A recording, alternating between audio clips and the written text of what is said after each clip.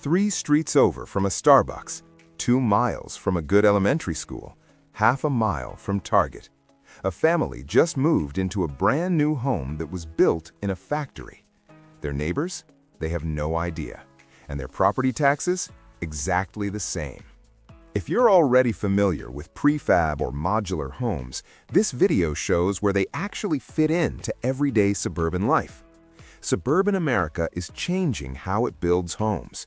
Not in obvious ways, not with experimental designs or off-grid setups, but quietly, in subdivisions, on tree-lined streets, in neighborhoods where kids ride bikes and parents drive to soccer practice.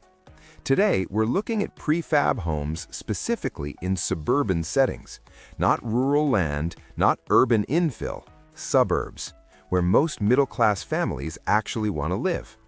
We'll cover what it looks like when a factory-built home fits into a regular neighborhood, what it costs, how it works with HOAs, school districts, and resale markets, and whether it's a realistic option for families who want normal suburban life. Let's break it down. Here's the thing about suburbs. They have rules, zoning codes, HOA covenants, architectural review boards. You can't just drop any structure on any lot.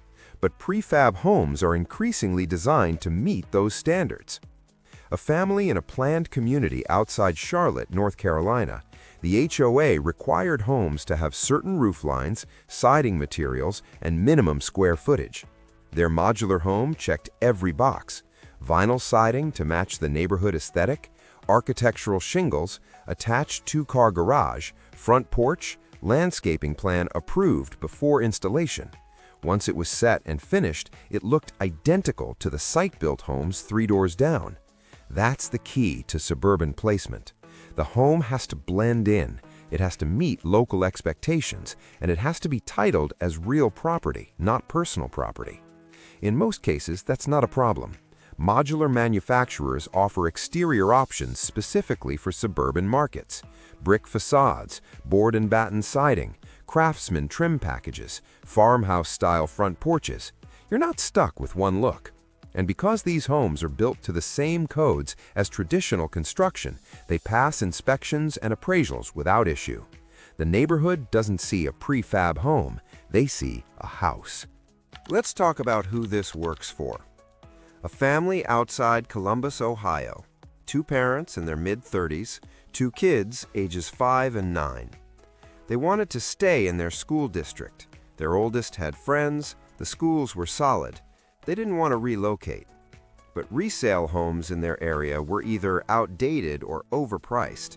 New construction was running $400,000 plus with 9-month wait times. They found a lot in an established neighborhood, quarter acre, utilities at the street, zoning allowed modular homes. They chose a 2,000 square foot plan, 3 bedrooms, 2.5 baths, open kitchen and living room, primary suite with walk-in closet. Total cost with site work, $290,000. 6 weeks from delivery to move-in. They stayed in the same school district, kept the same commutes. Their kids kept the same friends. That's the suburban advantage. You're not moving to the middle of nowhere. You're staying in the community infrastructure you want. This family aren't compromising on lifestyle. They're getting suburban normalcy with a faster, more predictable process. Costs in suburban. Suburban lots come with expectations. You need proper setbacks, drainage, utility connections, sometimes sidewalks or curbs. That affects your total cost. Most suburban prefab projects run between $280,000 and $420,000 all in. That includes the home itself, foundation and site prep, utility hookups, water, sewer, electric, gas, delivery and installation, permits and inspections, landscaping and driveway. In the Midwest and Southeast, you're typically on the lower end. Ohio, Indiana, Tennessee, the Carolinas, many families land between $280,000 and $340,000. In higher-cost suburban markets like Metro Denver, Phoenix, or parts of the Mid-Atlantic, you're closer to $380,000 to $420,000. Is that cheaper than buying resale? Sometimes. Depends on your market and what's available. But compared to new site-built construction, modular often saves 10 to 15%.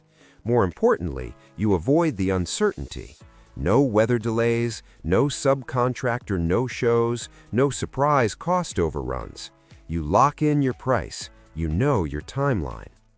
For families juggling lease expirations, school start dates, or job relocations, that predictability is worth paying for. And because suburban lots often have existing utilities nearby, site prep tends to be simpler than rural builds. You're not drilling wells or installing septic, you're connecting to city water and sewer. That keeps costs manageable. In many suburbs, families are choosing modular not because it's cheap, but because it removes uncertainty. Navigating suburban rules and expectations. Every suburb is different. Some HOAs welcome modular homes, others restrict them. Some don't mention them at all in the covenants.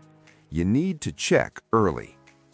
A family in a suburb outside Atlanta looked at 3 different neighborhoods.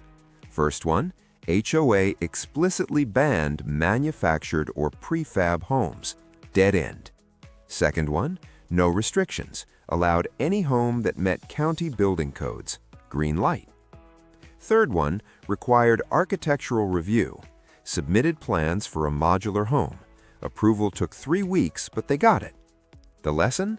Ask up front. Talk to the HOA, talk to the county planning office, confirm zoning and deed restrictions before buying land or signing contracts. Most suburban counties allow modular homes as long as they're on permanent foundations, but individual neighborhoods can have their own rules. Once you're approved, the process is straightforward.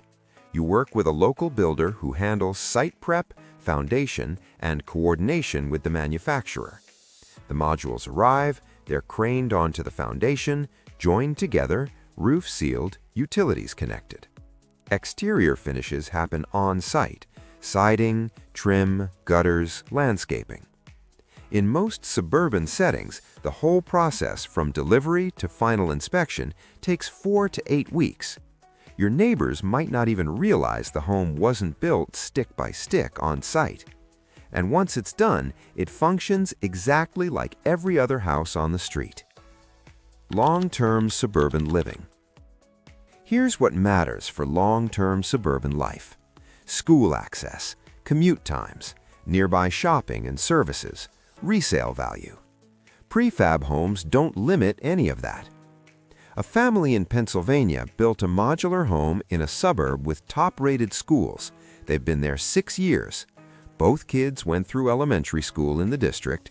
The family hosts birthday parties. They're part of the neighborhood pool membership.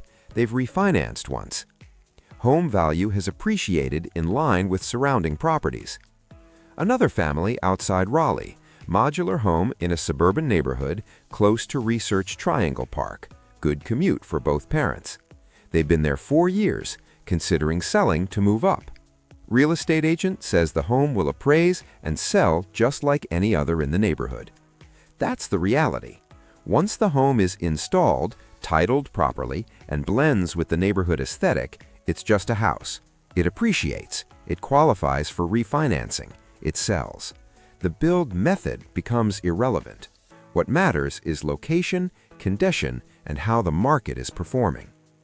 Suburban buyers care about schools, commute, and neighborhood quality, not whether the walls were framed on-site or in a factory. Common misconceptions. 2 things people get wrong about prefab homes in suburbs. Misconception 1, neighbors will know and it'll hurt resale. Not true. Once exterior finishes are applied, modular homes look like everything else on the street. Appraisers and buyers evaluate based on square footage, condition, finishes, and comparables, not construction method.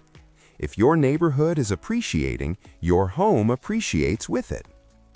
Misconception 2, suburban lots require site-built construction. Also false. Most suburban zoning codes care about building codes, setbacks, and appearance, not where the home was assembled. As long as the home meets local standards and is on a permanent foundation, it's allowed in most areas.